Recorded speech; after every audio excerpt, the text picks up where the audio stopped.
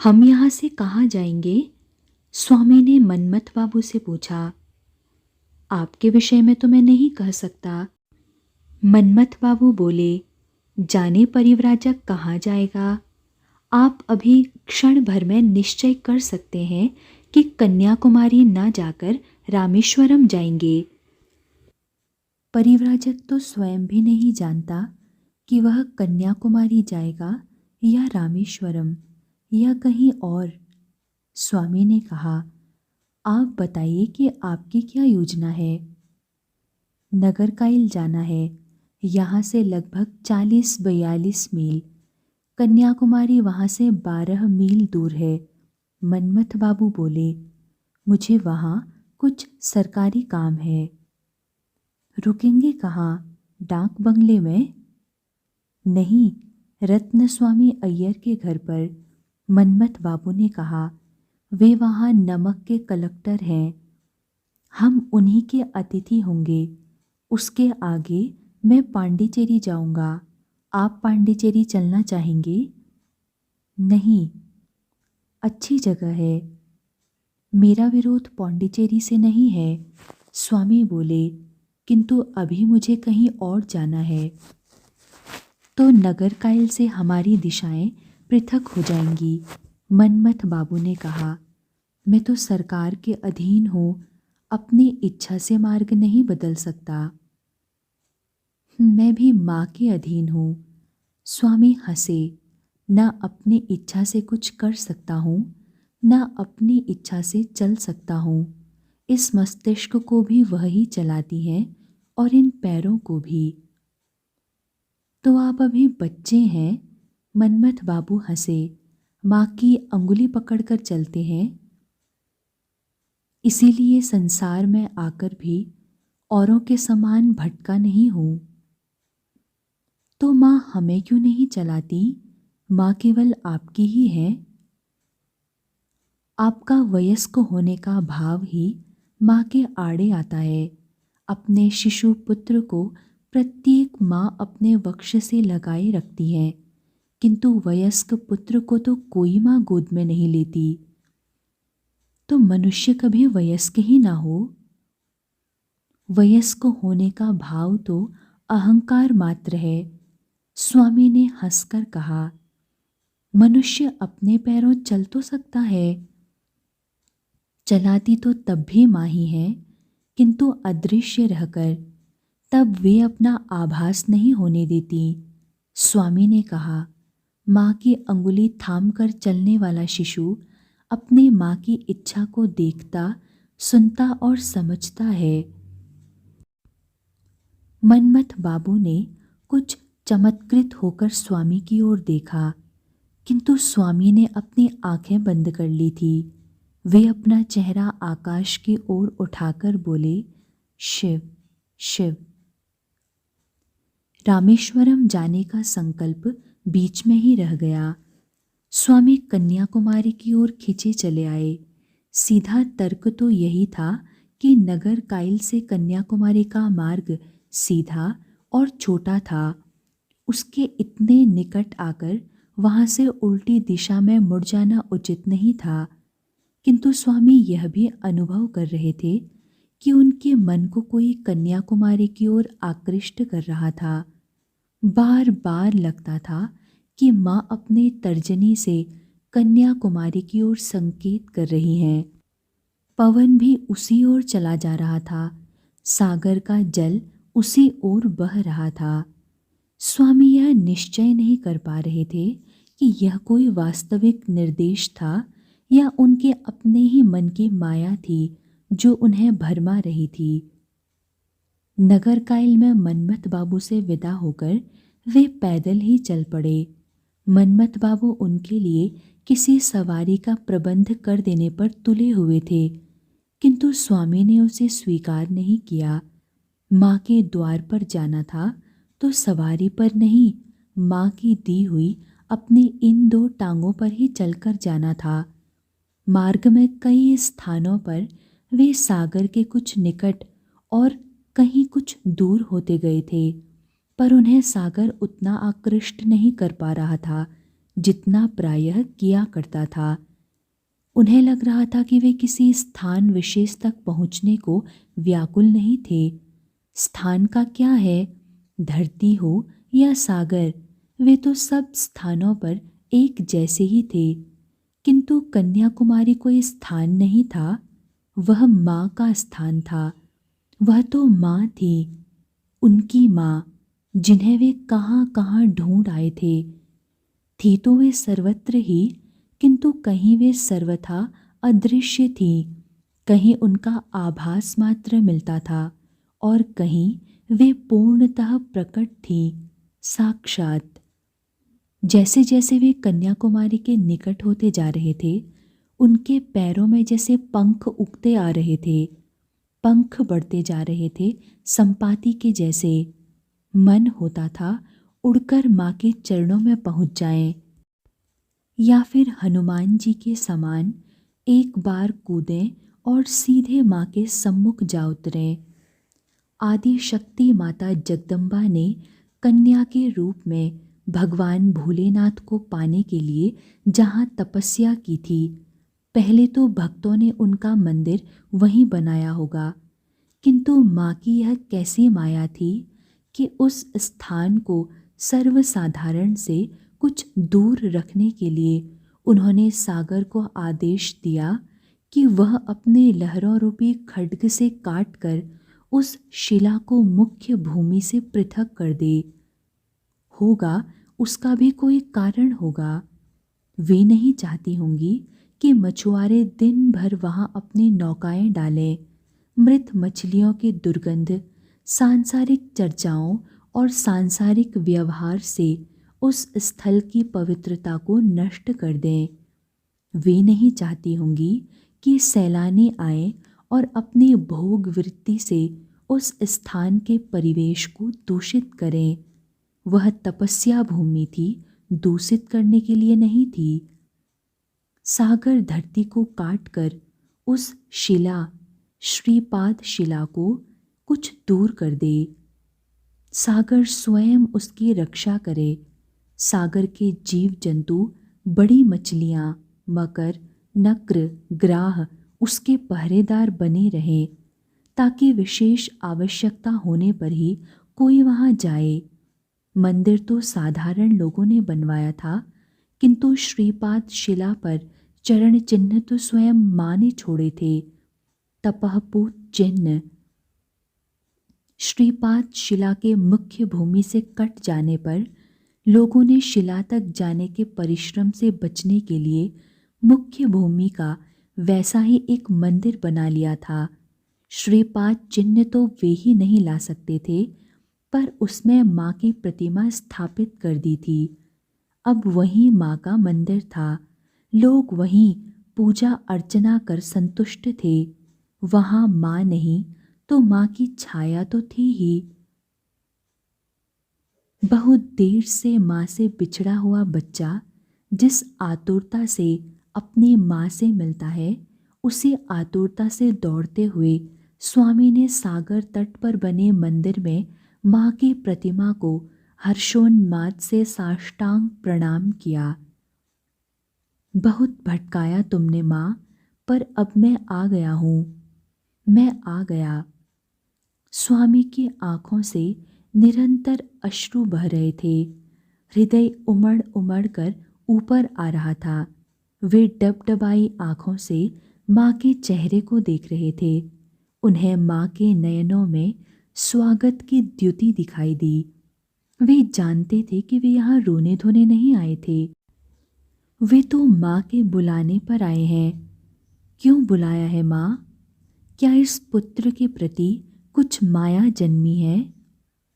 दर्शन होंगे माँ। एक बार ठाकुर के कहने पर उस रात दक्षिणेश्वर के मंदिर में गए थे। कैसा जीवंत और सघन आभास हुआ था, वह अनुभूति वे आज तक नहीं भूल पाए। वे एक कोने में बैठ गए, स्तुति गायन किया और नाम जप करने लगे। मन ने कहा, माँ की चरण वंदना करने आया है तो उनके श्रीपाद के दर्शन भी तो कर। स्वामी माँ को प्रणाम कर मंदिर से बाहर निकल आए। उनकी दृष्टि श्रीपाद शिला की दिशा में टिकी हुई थी और पैर चलते जा रहे थे। चलते चलते वे वहां तक पहुंच गए जहां मिट्टी समाप्त हो रही थी और पानी आरंभ हो रहा था। जल ने पैरों को छुआ तो उनका ध्यान उस ओर गया। साधु महाराज, क्या शार्क पकड़ने जा रहे हैं या सांप? एक नाविक उनके सामने खड़ा था। स्वामी ने दृष्टि उठाकर उसकी ओर देखा। वह हिंदी बोल रहा था। तो तुम हिंदी भी बोल लेते हो? यह तीर्थ स्थल है महाराज, यहाँ सारे भारत के भक्तजन आते हैं। वे हिंदी ही बोलते हैं। यहाँ अंग्रेजी से काम नहीं चलता। हिंदी ना बोलें तो पेट कहाँ से भरे? वह रुका। मैंने पूछा, शार्क पकड़ने जा रहे हैं क्या? तुम शार्क खरीदते हो क्या? स्वामी ने हंसकर पूछा। मैं खरीद कर क्या करूँगा? तो मैं पकड़कर किसको बेचूंगा? नाविक हंस पड़ा। तो महाराज, पानी में कहाँ चलते जा रहे हैं? यह स्थान शार्कों और हिंस्र जल प्राणियों से भरा पड़ा है। 2-4 गज भी जल में गए तो वे आपको घसीटकर पाताल में ले जाएंगे। स्वामी ने देखा कि उनके आसपास लोगों की भीड़ एकत्रित होती जा रही है। वे लोग उनकी चर्चा सुन रहे थे। उनमें तीर्थयात्री भी थे, पंडे भी और नाविक भी। कुछ छिटपुट सामान बेचने वाले लोग भी थे। मुझे श्रीपाद शिला पर जाना है, स्वामी ने कहा। तो आओ, ले चलते हैं। 2-3 नाविकों ने एक साथ कहा और जैसे वे उन्हें अपनी अपनी नौका की ओर खींचने लगे। स्वामी ने देखा, वे कठ नौकाएं जैसे वृक्ष के तने को खोदकर बनाई गई थी। न उनमें गहराई थी और न नाव का आकार ही नाव जैसा था। यह तो किसी लट्ठे पर बैठकर यात्रा करने जैसा था। लहर आई या किसी महामत्स्य ने थपेड़ा मारा अथवा किसी और कारण से नाव डोली तो यात्री सीधे समुद्र को समर्पित हो जाएगा। स्वामी जानते थे कि नाविकों को इसका अभ्यास होता है। सागर तटों पर ऐसी नौकाएं होती हैं। नाव उलट जाए तो नाविक तैरने लगते हैं और नौका को सीधा कर फिर से उसमें चढ़ जाते हैं। किंतु यह स्थान सैलानियों के लिए बनाया गया निर्दोष सागर तट नहीं था। यहाँ नाव उलट गई और नाविक पानी में गया तो उसे भी तो शार्क खींचकर ले जा सकता है, किंतु और कोई विकल्प नहीं था। इतने लोग क्यों खींच रहे हो भाई? मुझे तो किसी एक नौका में ही जाना है। सहसा एक नया नाविक प्रकट हुआ। जाओगे तो एक ही नौका में, किंतु देने के लिए भाड़ा भी है। भाड़ा? मुझसे भाड़ा लोगे? स्वामी ने कुछ चकित होकर पूछा। मुझसे तो पुण्य कमा लो। मैं तीर्थयात्री हूं और फिर सन्यासी हूं। यहाँ जो भी आता है वह तीर्थयात्री ही होता है, वह बोला। और कोई गृहस्थ तो उस शिला तक जाने का प्रयत्न भी नहीं करेगा। किसको अपने प्राण भारी पड़े हैं? और फिर वहाँ है ही क्या? एक मंदिर तक तो है नहीं। कितना भाड़ा है? 2 पैसे दे दो। नहीं, तुम सन्यासी हो। 5 पाइयाँ। चलो 4 पाइयाँ ही दे दो। पर मेरे पास तो 1 पाई भी नहीं है। स्वामी बोले, सच पूछो तो फूटी कौड़ी भी नहीं है। पता नहीं क्यों पूछ बैठा कि भाड़ा क्या है। तो हम किस लाभ के लिए इन शार्कों, सांपों और महामत्स्यों के बीच में से अपनी नौका लेकर जाएं? एक बार किसी ने धक्का दे दिया और नाव उलट गई तो हम शार्क के मुंह में भी हो सकते हैं और समुद्र के पेट में भी। तुम्हारे लाभ के विषय में मैं क्या कहूँ? मेरे पास तो कुछ नहीं है। तो अपनी नाव ले जाओ। नया आया नाविक चला गया। अन्य लोगों की रुचि भी समाप्त हो गई थी। स्वामी अब उनके लिए सवारी नहीं रह गए थे, ग्राहक नहीं थे। उनके साथ माथापच्ची करना व्यर्थ था। वे नए ग्राहकों की खोज में चले गए थे। स्वामी तट के साथ साथ कुछ दूर तक चलते चले गए। उन्हें नहीं लगता था कि इस तीर्थ भूमि पर कोई नाविक उन्हें शिला तक निःशुल्क ले जाएगा। भक्तों के लिए यह तीर्थ होगा, किंतु नाविकों के लिए तो यह अर्जन भूमि थी। वे यहाँ अपनी आजीविका कमाने आए थे, पुण्य कमाने नहीं। या तो स्वामी तब तक रुकें जब तक कि कोई श्रद्धालु भक्त उनका भाड़ा देने के लिए प्रस्तुत नहीं हो जाता, किंतु स्वामी के पास समय नहीं था। माँ उन्हें बुला रही थी, माँ उन्हें बुला रही थी, और वे भाड़े के अभाव में रुके बैठे थे। जिसकी सृष्टि है, जिसका सागर है, जिसके शार्क, सर्प और महामत्स्य हैं, वही माँ उन्हें बुला रही हैं, और वे इस प्रतीक्षा में खड़े हैं कि कोई नौका उन्हें इस शिला तक ले जाए। काठ की नौका। शिला तक तो धन का शुल्क लेने वाली काठ की नौका ले जाएगी। भवसागर को तरने के लिए कौन सी नौका आएगी? किस धन से उसका और उसका शुल्क चुकाया जाएगा? वे व्यर्थ के झंझट में पड़े हैं। माँ ने बुलाया है और उन्हें जाना है। माँ ने कब कहा कि वे नाव में ही आए? वहाँ सामने के उस शिला पर माँ बैठी उनकी प्रतीक्षा कर रही हैं, और वे नौका और नाविक की प्रतीक्षा में हैं। माँ से बड़ा नाविक भी कोई है क्या? बिना किसी से कोई चर्चा किए, बिना अधिक सोच विचार किए, बिना अपने आसपास देखे, स्वामी एक चट्टान पर चढ़े और उस ग्राह सघन जल में कूद पड़े। उनके कूदने के शब्द से अनेक लोगों का ध्यान उस ओर आकृष्ट हुआ। तट पर जमा हुई भीड़ ने देखा कि वह युवा सन्यासी सागर में तैरता हुआ श्रीपाद शिला की दिशा में बढ़ रहा है। आसपास का सागर बहुत अशांत था। लहरों पर लहरें उठ रही थीं, थपेड़ों पर थपेड़े पड़ रहे थे, जैसे लहरें सन्यासी को उसके दुस्साहस पर चेतावनी दे रही हों। किंतु स्वामी का मन उस सागर से भी अधिक व्याकुल था। उन्हें लहरों पर नृत्य करती अपनी माँ दिखाई दे रही थी। आकृति स्पष्ट नहीं थी, चारों ओर वाष्प का आवरण था। निहारिकाओं के समान वह आकृति बन और बिखर रही थी। उसके मुद्राएं पल पल परिवर्तित हो रही थीं।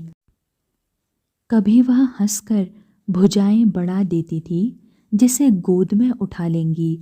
कभी केवल मुस्कान से आकृष्ट कर रही थी, कभी माथे पर त्योरी आ जाती थी। तुझमें माँ से मिलने की अटूट आतुरता क्यों नहीं है?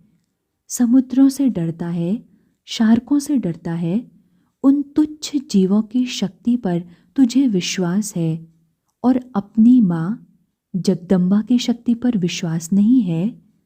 माँ नहीं चाहेंगी तो कोई मत्स्य तेरे निकट भी कैसे आएगा? और माँ की इच्छा होगी तो इन लहरों से तुझे कौन बचा सकता है? समर्पण नहीं है तुझमें? विश्वास का कच्चा है क्या? तू समुद्र की गोद में नहीं, अपनी माँ की गोद में है। माँ अपनी भुजाओं में थोड़ा हिलाए डुलाए, थोड़ा उचका दे, उछाल दे, तो क्या उससे संतान का अहित हो सकता है? देखा है किसी बच्चे को इस प्रकार माँ के हाथों से गिरकर चोट खाते, प्राण गंवाते? राम सुब्बा अय्यर ने स्वामी को कूदते देखा और उसका कलेजा मुंह को आ गया। यह सन्यासी समुद्र में नहीं, मृत्यु के मुंह में कूदा था। अभी उसका तड़पता हुआ शरीर दिखाई देगा, या शायद वह भी दिखाई न दे।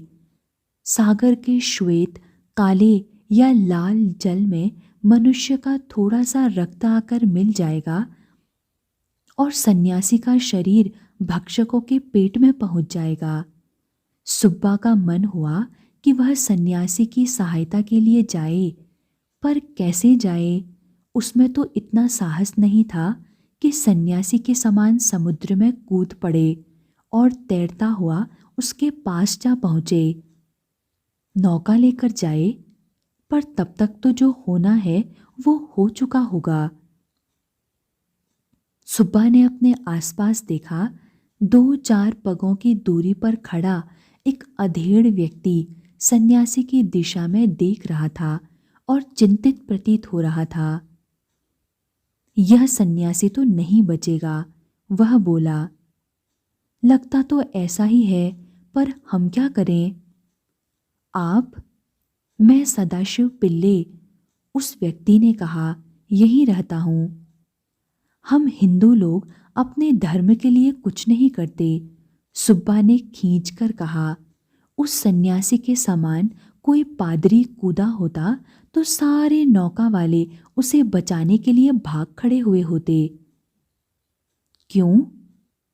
क्योंकि नाविक भी ईसाई हैं। इन पादरियों ने यहाँ सबको ही ईसाई बना डाला है। वे दोनों साथ साथ बैठ गए। क्या हम सचमुच उसके लिए कुछ नहीं कर सकते? अपने प्राण दे सकते हैं, सुब्बा ने कहा। मैं अपने प्राण देने के लिए नहीं, उसके प्राण बचाने के लिए कह रहा हूं, सदाशिव पिल्ले कुछ खींचकर बोले।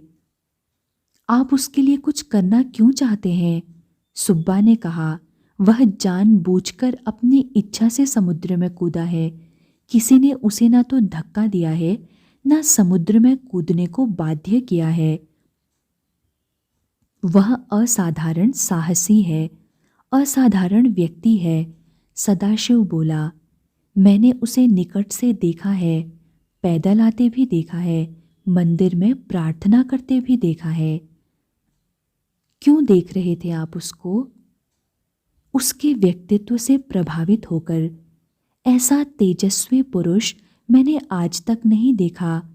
मैं उसकी गतिविधि का ध्यान रख रहा था, पर मैंने यह नहीं सोचा था कि वह इस प्रकार समुद्र में कूद पड़ेगा, नहीं तो मैं उसे नौका का भाड़ा दे देता। कह तो आप ठीक ही रहे हैं, सुब्बा ने कहा। मैंने भी उसे कूदते और तैरते देखा है, पर मेरे तो हाथ पैर सुन्न हो गए, जड़ हो गया था मैं। देखते हैं कि वह जीवित वापस आता है या शिला तक पहुंचता है। अब क्या करना है? प्रतीक्षा ही कर सकते हैं। दोनों मौन हो गए। संध्या समय तक यदि सन्यासी नहीं लौटे तो हमें कुछ करना ही होगा, सदाशिव पिल्ले ने चिंतित स्वर में कहा। सुब्बा ने उसकी ओर देखा भर, किंतु कहा कुछ नहीं। स्वामी तैरते जा रहे थे। कैसा अच्छा लग रहा था। वे थे और उनकी माँ थी। उनके मध्य कोई नहीं था। उनके मन में माँ से मिलने की जितनी और जैसी उत्कंठा आज थी, उसका एक विचित्र सा सुख था। लग रहा था कि वे प्रकृति से जैसे कोई खेल खेल रहे हैं। वे माँ से मिलना चाहते थे और प्रकृति मार्ग में विभिन्न प्रकार की बाधाएं फैलाए बैठी थी।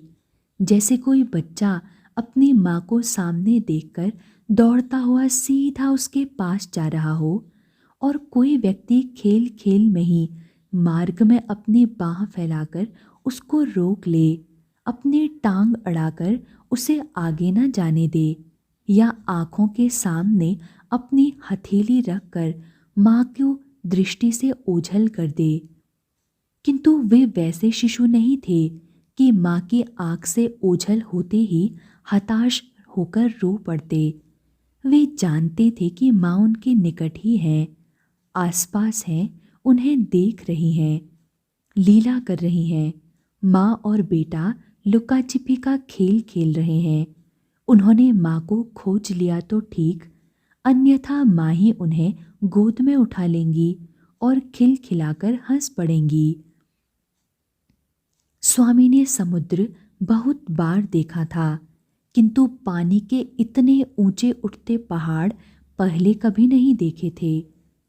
लहरों से उन्होंने बहुत खेल खेले थे, किंतु लहरों ने अजगर बनकर उनको इस प्रकार कभी नहीं बांधा था, न इस प्रकार उठा उठाकर फेंका था, जैसे हाथी क्रुद्ध होकर किसी को अपनी सूंड में उठा उठाकर दूर फेंकता रहे, या फिर क्रुद्ध ऋषभ किसी के प्राण लेने के लिए उसे अपने सींगों पर उठा उठाकर ऊंचे से ऊंचे उछालने का प्रयत्न करे। समुद्र में कूदने से पहले उन्होंने लोगों से शार्क, सर्प तथा महामत्स्यों की चर्चा सुनी थी। किसी ने नहीं कहा था कि यहाँ समुद्र बहुत भयंकर था। सभी ने यही कहा था कि इसमें रहने वाले जलचर अत्यंत हिंस और मानवभक्षी थे। सहसा स्वामी की समझ में अपनी माँ का खेल आ गया। वस्तुतः समुद्र उन्हें उछाल नहीं रहा था, उन हिंस जलचरों से बचा रहा था। लहरें उन्हें छोड़ती तो जलचर उन्हें पकड़ते, लहरें उन्हें अपने सिर पर उठा लेती थी और शार्क नीचे ही मुंह बाएं उन्हें देखते रहते थे। लहरें उन्हें ऊपर ही ऊपर से समुद्र पार करा रही थी, जैसे वे सागर के ऊपर से उड़ते जा रहे हों। क्या हनुमान ने भी इसी प्रकार सागर पार किया था? कहा जाता है कि उन्होंने कूदकर एक छलांग में ही सागर पार कर लिया था, किंतु उनकी समुद्री यात्रा में बाधाएं तो सारी समुद्र में से ही उपजी थी, तो वे तैर ही रहे होंगे, किंतु इसी प्रकार तैर रहे होंगे जिसमें जल में कम और हवा में अधिक रहे होंगे। सहसा उन्हें पानी के कम होने का आभास हुआ और उन्होंने देखा कि वे श्रीपाद शिला के निकट पहुंच गए थे। पैरों के नीचे उन्हें चट्टानों का ठोस आधार मिल गया था, किंतु सामने जहां वे हाथ टेककर पानी से बाहर आने की सोच रहे थे, वहीं जलचर बैठा सुस्ता रहा था अथवा उनकी प्रतीक्षा कर रहा था।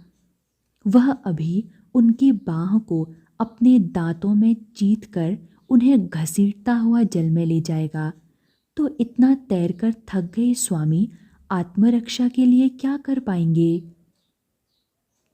किंतु जलचर समुद्र में से सहसा इस प्रकार प्रकट हो गए, एक नए जीव को अपने इतने निकट देखकर जैसे घबरा गया और अपने बचाव के लिए समुद्र की शरण में चला गया।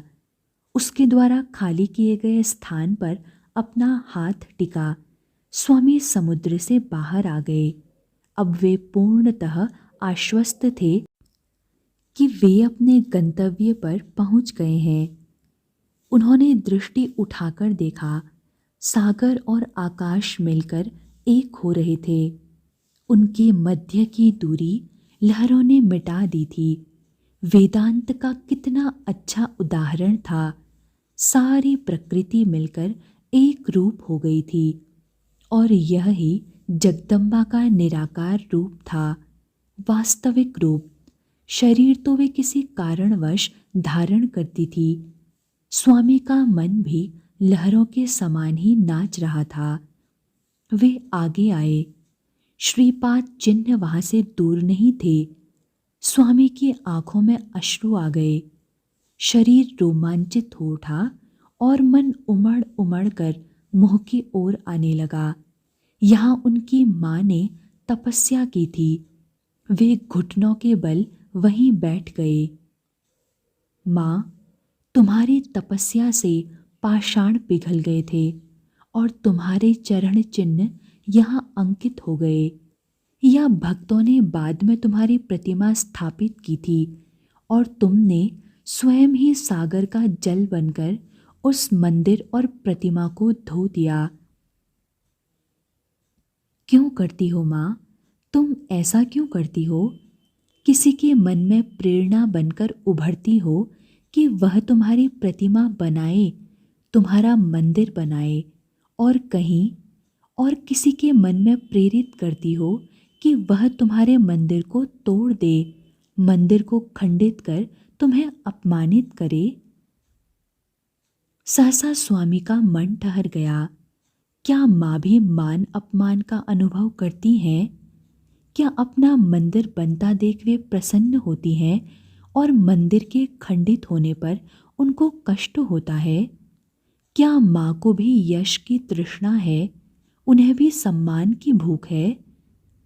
ऐसा होता तो उनका मंदिर कैसे टूट सकता था?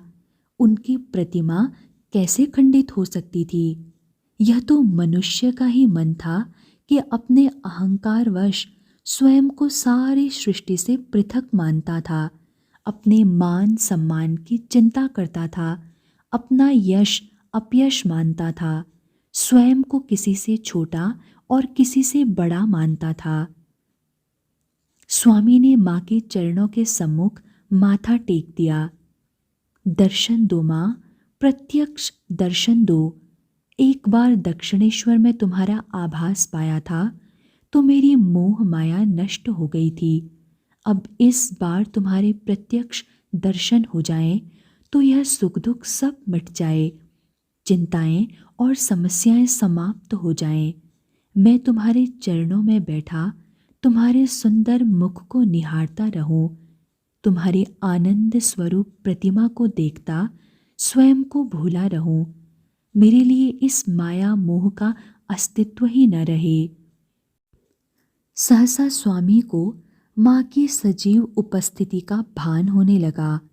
माँ यहीं उनके आसपास थीं, अपने विराट रूप में उनके चारों ओर थीं, बस प्रकट नहीं हो रही थी।